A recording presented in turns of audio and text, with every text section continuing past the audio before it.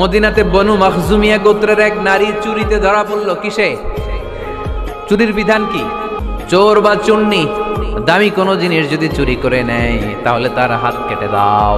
If anyone steal something precious from the society, the government should cut down his right hand.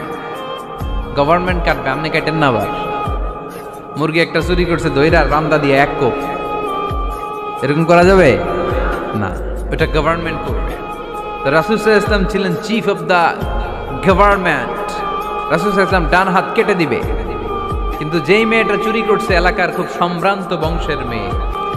এখন সাহাবীরা দেখলেন মদিনায় যদি বিশ্বনবী এই চুরির বিচার কার্যকর করে মেয়েটার হাত কেটে দেয়, এই মেয়েটার সম্ভ্রান্ত বংশের লোকেরা বিশ্বনবীর উপর চড়াও হবে, নতুন করে দাঙ্গা বাঁধবে, সবাই যে বিশ্বনবীর কাছে বলবে, কিন্তু কেউ সাহস পায় না।